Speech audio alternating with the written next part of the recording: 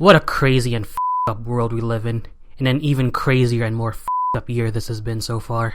I mean, between all the celebrity deaths that have happened this 1 year, Harambe getting killed, the shootings in Orlando, Brexit, Donald J. Goddamn Trump being elected as the new president of the United States of America. Need I say more? That is an honest question. Do I really need to say more? In my 24 years of living on this earth, I have seen everything, and I do mean everything. Nothing should come as a surprise to me anymore. And yet shit like this never fails to draw a gasp out of me. As if I couldn't hate Nickelodeon and Viacom more than I do now. Viacom, if you haven't already made an enemy out of me, you've definitely done so now. If you haven't heard already, the Nickelodeon animated series Harvey Beaks is gonna be canned after its second season. The series creator, C.H. Greenblatt, who also created the Cartoon Network series Chowder, took to his social media pages to vent his frustration, specifically on Tumblr and Twitter.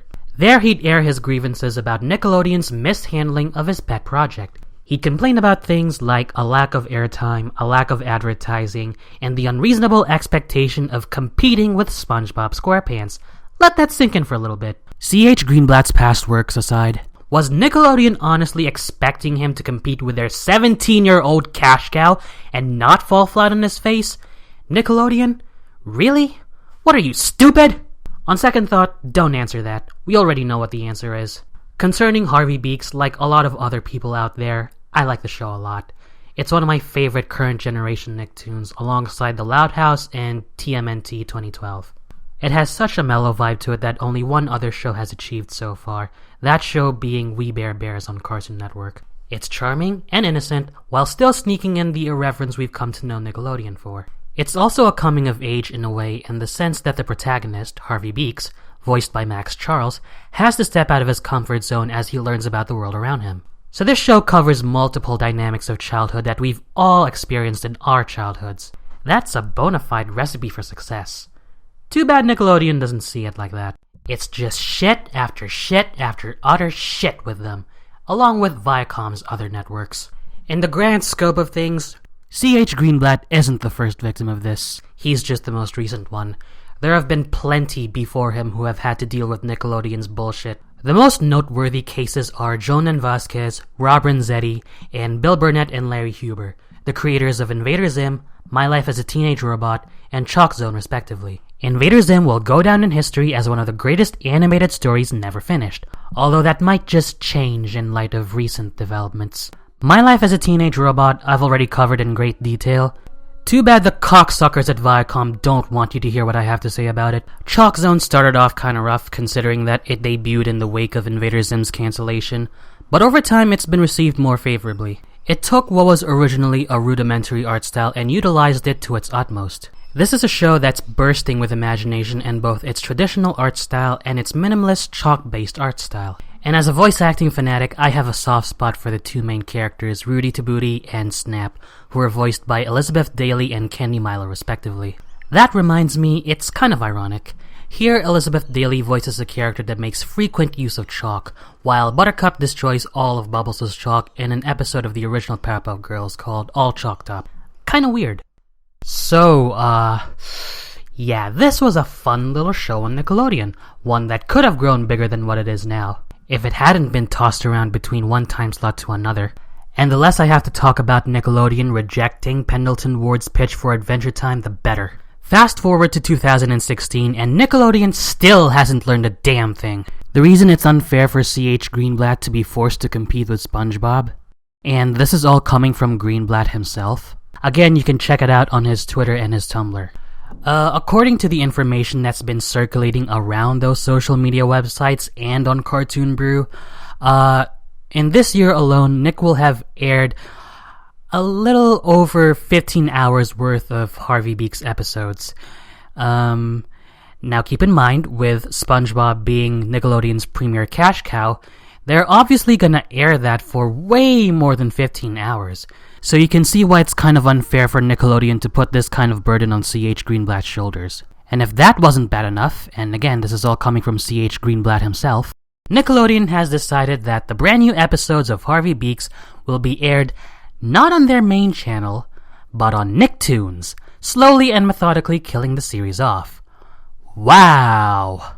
And they made this decision without letting Greenblatt know. He had to find out about it through a Twitter post that the network made.